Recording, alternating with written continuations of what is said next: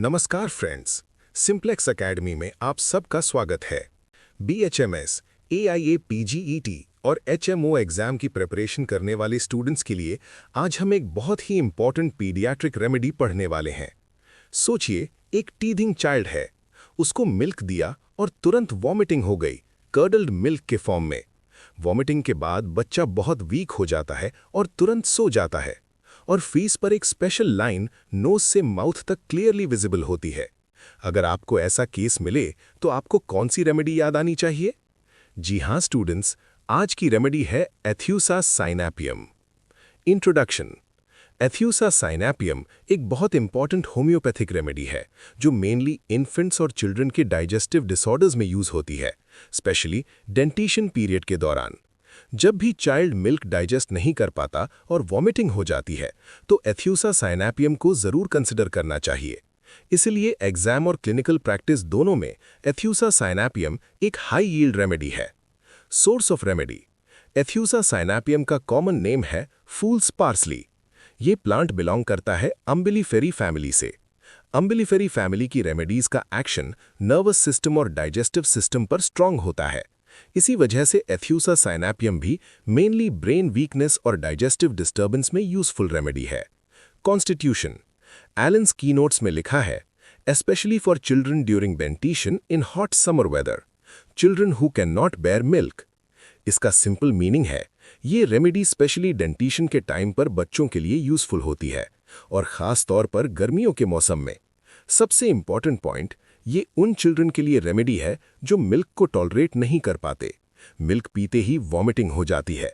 ये एथ्यूसा का most famous keynote है। Mental generals. एलन लिखते हैं, idiocy in children, incapacity to think, confused.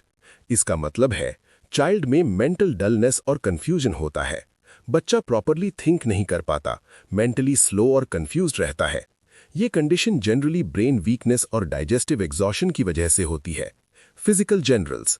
Elon लिखते हैं, great weakness, children can not stand, unable to hold up the head, Abrot. इसका meaning है child में extreme weakness होती है, बच्चा खड़ा नहीं हो पाता, अपना हेड प्रॉपरली होल्ड नहीं कर पाता। यहाँ कंपैरिजन दिया गया है एब्रॉट यानी एब्रोटेनम। एब्रोटेनम में भी वीकनेस होती है, लेकिन वहां वीकनेस मेनली मरासमस और सिवियर वेस्टिंग की वजह से होती है, जबकि एथ्यूसा में वीकनेस वॉमिटिंग और डाइजेस्टिव एग्जॉशन की वजह से होती है। एलन आगे लिखते हैं, prostration with sleepiness, after vomiting, after stool, after spasm. मतलब चाइल्ड में एक्सट्रीम प्रोस्ट्रेशन और स्लीपीनेस होती है। ये वीकनेस स्पेशली होती है वॉमिटिंग के बाद, स्टूल के बाद, स्पैज्म के बाद।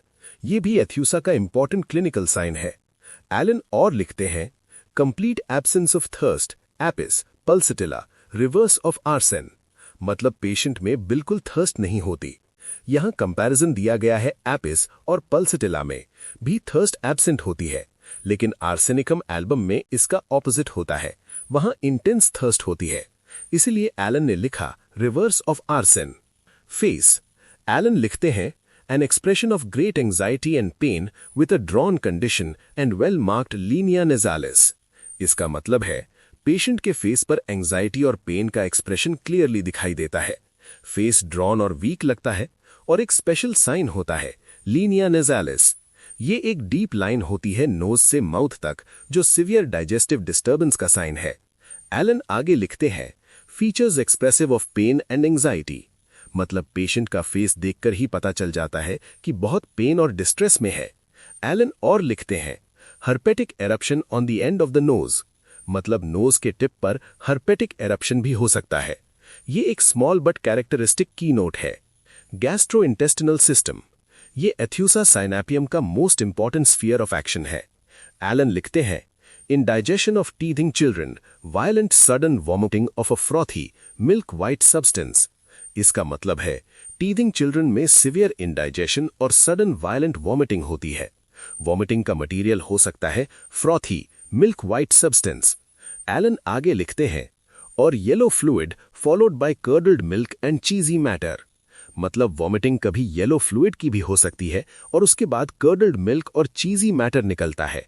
ये एथ्यूसा का वेरी इंपॉर्टेंट की नोट सिम्टम है। एलन लिखते हैं, regurgitation of food an hour or so after eating, copious greenish vomiting, मतलब खाने के 1 घंटे बाद भी रिगर्जिटेशन और वॉमिटिंग हो सकती है। वॉमिटिंग कभी ग्रीनिश कलर की भी हो सकती है। एलन का सबसे important keynote, intolerance of milk, can not bear milk in any form, it is vomited in large curds as soon as they can. इसका सिंपल मीनिंग है, पेशेंट मिल्क को बिल्कुल टॉलरेट नहीं कर पाता, मिल्क पीते ही लार्ज कर्ड्स के फॉर्म में वॉमिट हो जाता है। एलन आगे लिखते हैं, then weakness causes drowsiness compare to Mag c, मतलब वॉमिटिंग के बाद पेशेंट बहुत वीक हो जाता है और ड्राउजी हो जाता है। कंपैरिजन दिया गया है मैगसी यानी मैग्नीशिया कार्बोनेट से। मैग्नीशिया कार्बोनेट में भी मिल्क इंटॉलरेंस होती है, लेकिन वहां स्टूल जनरली ग्रीन और सावर होता है। एथ्यूसा में मेन फीचर है वायलेंट वॉमिटिंग और extreme weakness. Nervous system, Allen लिखते हैं, epileptic spasms with clenched thumbs, red face, eyes turned downwards, pupils fixed and dilated. इसका मतलब है पेशेंट में एपिलेप्टिक कन्वर्जन्स हो सकते हैं। कन्वर्जन के दौरान थम्स क्लेंच्ड होते हैं, फेस रेड होता है, आईज डाउनवर्ड टर्न होती हैं, प्यूपल्स फिक्स्ड और डायलेटेड होती है। एलन आगे लिखते हैं, foam at the mouth, jaws locked, pulse small, hard, quick.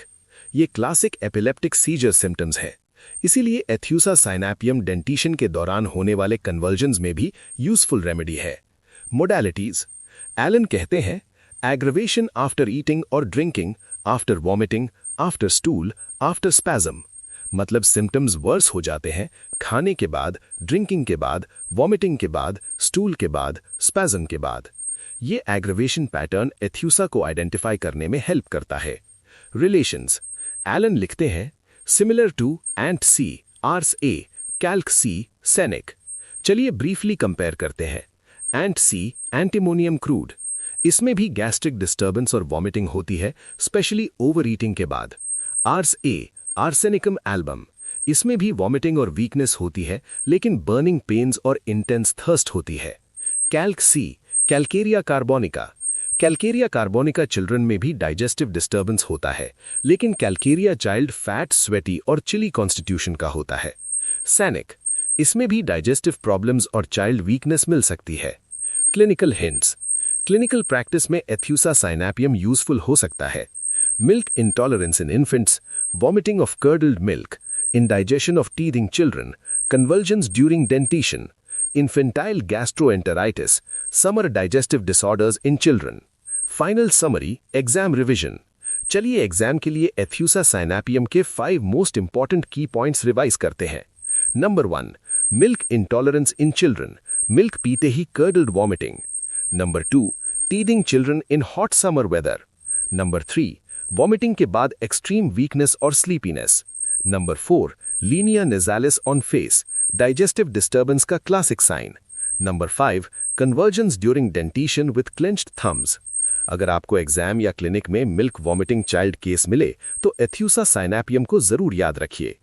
अगर आपको ये लेक्चर हेल्पफुल लगा हो तो वीडियो को लाइक करिए, अपने फ्रेंड्स के साथ शेयर करिए, सिंप्लेक्स एकेडमी चैनल को सब्सक्राइब करिए और कमेंट में जरूर बताएं नेक्स्ट कौन सी मटीरिया मेडिका रेमेडी आप सीखना चाहते हैं। मिलते हैं नेक्स्ट लेक्चर में। Thank you.